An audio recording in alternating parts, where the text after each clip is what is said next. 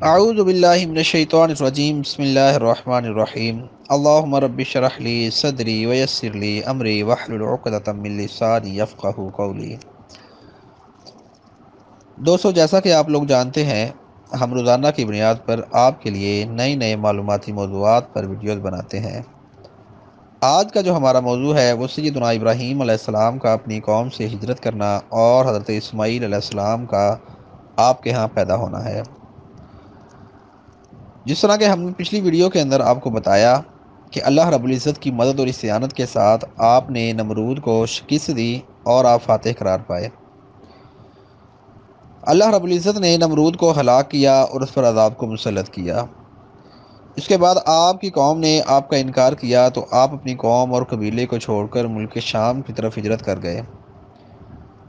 جب وہاں پر گئے تو پتہ چلا کہ وہاں پر ایک بادشاہ ہے جو کہ عورتوں کو حاصل کرتا ہے۔ اس نے حضرت ابراہیم علیہ السلام کو بلایا اور سیدہ سارہ کے بارے میں پوچھا۔ حضرت ابراہیم علیہ السلام نے کہا کہ وہ میری بہن ہے، یعنی میری دین میں بہن ہے۔ پھر سیدہ سارہ کو بلایا اور برے طریقے سے ان کی طرف بڑھنا چاہا تو آپ نے اللہ کی بارگاہ میں دعا کی کہ اے اللہ، مجھے اس سے اپنی حفاظت میں رکھ۔ اللہ رب العزت نے اس پر عذاب کو مسلط کیا اور وہ زمین پر تڑپنے لگا، اس کی سانسیں خراب ہو گئیں۔ اس نے آپ کی بارگاہ میں پھر سے عرض کیا کہ آپ اللہ کی بارگاہ میں دعا کیجئے، اللہ مجھے اس عذاب سے نجات دے، میں آپ کی طرف اس نیت سے اب ہاتھ نہیں بڑھاؤں گا۔ دوسری مرتبہ بھی اس نے ایسا ہی معاملہ کیا، ہاتھ بڑھائے، پھر اللہ رب العزت نے اس کو عذاب میں مبتلا کر لیا اور اس نے دعا کی، گزارش کی، پھر سیدہ سارہ نے آپ کے لیے دعا کی۔ جب یہ دیکھا تو اس نے اپنے قاصدوں سے کہا، اپنے درباریوں سے کہا، تم میرے پاس انسان کو نہیں بلکہ کسی جن کو لے آئے ہو، اس کو میری نظروں سے دور لے جاؤ۔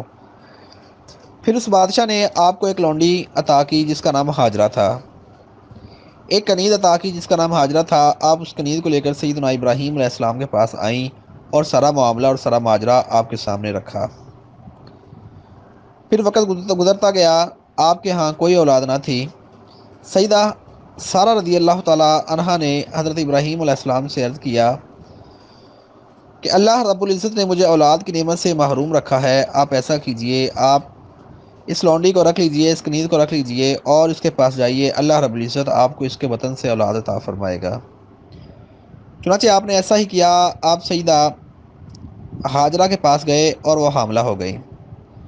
پھر سیدہ ہاجرہ وہاں سے نکل کر ایک ندی کے کنارے پر چلی گئیں۔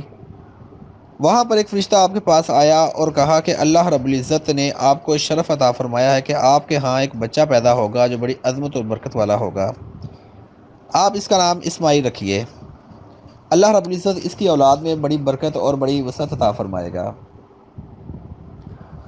چنانچہ آپ وہاں سے سیدنا ابراہیم علیہ السلام کے پاس گئیں اور اللہ رب العزت کے حکم سے سیدنا اسماعیل علیہ السلام نے آپ کو لیا اور آپ کے بچے حضرت اسماعیل علیہ السلام کو لیا اور مکے کی وادی کی طرف نکل گئے۔ 200 وقت مکے میں نہ تو خانہ کعبہ تھا نہ ہی کچھ اور آباد تھا، بس ٹیلے تھے ریت کے اور اس کے علاوہ کچھ نہ تھا۔ آپ کو وہاں پر چھوڑا، آپ کے پاس اس وقت کچھ کھجوریں اور کچھ پانی تھا، اس کے علاوہ کچھ نہ تھا۔ سیدنا اسماعیل علیہ السلام جب روتے تو آپ ان کو دودھ پلاتی اور خود پانی پی لیتی۔ اس طرح کچھ وقت گزارا ہوا، لیکن جب پانی ختم ہو گیا سیدنا اسماعیل علیہ السلام روتے اور آپ بے قرار ہو جاتی۔ آپ صفا کی پہاڑی پر چڑھتی، آس پاس دیکھتی، کوئی انسان نظر نہ آتا، پھر بے چینی میں آپ مروہ کی پہاڑی کی طرف آتی۔ اس طرح روایتوں میں آتا ہے کہ 7 چکر لگائے گئے۔ نبی کریم صلی اللہ تعالیٰ علیہ وسلم نے ارشاد فرمایا، یہ 7 چکر جو حج و عمرہ کے لگائے جاتے ہیں صفا اور مروہ کے درمیان میں، یہ سیدہ ہاجرہ کی وجہ سے تھا۔ 7 چکروں کے بعد آپ نے دیکھا کہ ایک جگہ پر ایک فرشتہ ہے، وہ فرشتہ آپ سے کلام کرتا ہے اور آپ کو خوشخبری دیتا ہے۔ پھر وہ فرشتہ اپنے پر یا ایڑی کے ساتھ زمین کو کھودتا ہے، وہاں سے پانی جاری ہو جاتا ہے۔ 200 پانی آب زمزم کا پانی تھا۔ سیدہ ہاجرہ رضی اللہ تعالی عنہا نے اس پانی کو ایک حوض کی شکل دی اور وہاں پر روک لیا اور وہاں سے خود بھی پانی پیا اور سیدنا اسماعیل علیہ السلام کو بھی پانی دیا۔ وہاں سے کچھ دیر پہلے ایک قافلہ گزرا تھا۔ جب واپس آئے تو اس قافلے نے دیکھا کہ وہاں پر کچھ پرندے اڑ رہے ہیں۔ تو اس کے سردار نے کہا یقیناً یہاں پر کوئی نہ کوئی پانی موجود ہے۔ وہاں پر تحقیق کے لیے ایک بندے کو بھیجا گیا، جب وہاں پر گیا تو واقعی وہاں پر پانی موجود تھا۔ وہ بڑے حیران ہوئے کہ جب ہم قافلے کی طرف جا رہے تھے، اپنے سفر کی طرف جا رہے تھے، اس وقت یہاں پر پانی نہ تھا، لیکن وہاں واپسی پر یہاں پر پانی موجود ہے۔ دوستو، سیدنا اسماعیل علیہ السلام کی پیدائش کے بعد رب کریم نے سیدہ سارہ کو یہ خوشخبری عطا فرمائی کہ رب کریم آپ کو اولاد عطا فرمائے گا جس کا نام اسحاق ہوگا، وہ بھی بڑا نیک اور بڑا پرہیزگار ہوگا۔ چنانچہ سیدہ ہاجرہ رضی اللہ تعالی عنہا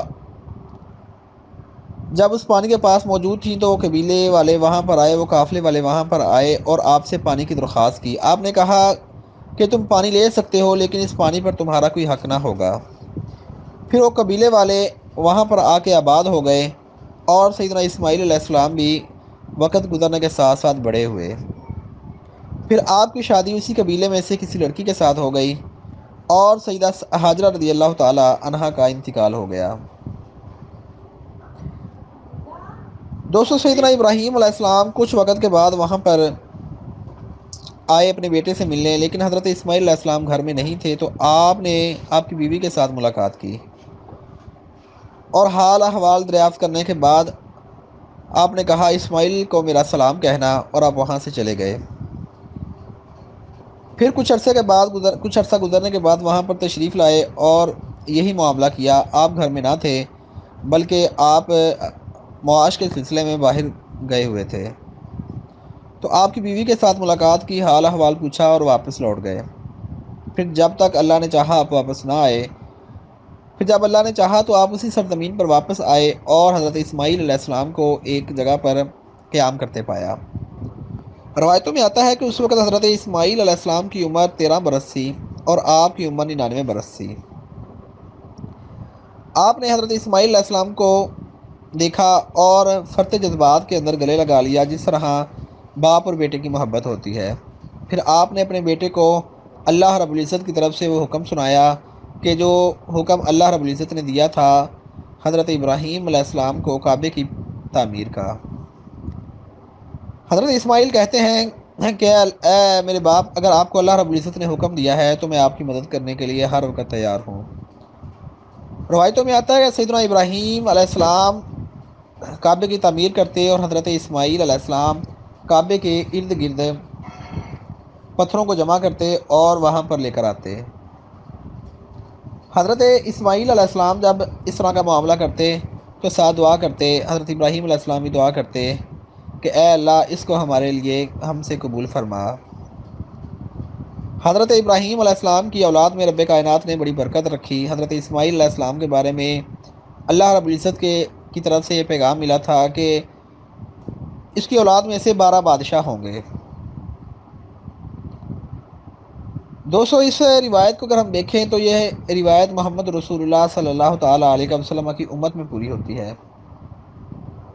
وہ اس طرح کہ آپ صلی اللہ تعالیٰ علیہ وسلم نے خلفائے راشدین کے بارے میں ارشاد فرمایا کہ وہ 12 ہوں گے، جن میں 4 خلفائے راشدین حضرت حضرت ابوبکر صدیق رضی اللہ تعالیٰ عنہ، عمر فاروق اعظم رضی اللہ تعالیٰ عنہ، حضرت عثمان غنی رضی اللہ تعالیٰ عنہ اور حضرت علی المرتضیٰ شیر خدا کرم اللہ تعالیٰ وجہہ الکریم شامل ہیں۔ اس کے بعد 12 تعداد ہوئی۔ یاد رکھیے یہ شیعوں کے جو 12 امام ہیں وہ اس سے مراد نہیں ہیں، ان میں حضرت علی رضی اللہ تعالیٰ عنہ تو مراد ہیں، لیکن سارے کے سارے مراد نہیں ہیں۔ تو اس طرح آپ نے کعبے کی تعمیر کی۔ اللہ رب العزت سے دعا ہے کہ رب کریم ہمیں حضرت اسماعیل اور حضرت ابراہیم علیہ السلام کے نقش قدم پر چلنے کی توفیق عطا فرمائے اور آپ دونوں کے امام سید الانبیاء صلی اللہ تعالیٰ علیہ وسلم کی معیت میں جنت میں داخلہ نصیب فرمائے۔ آمین بجاہ سید العالمین صلی اللہ تعالیٰ علیہ وسلم۔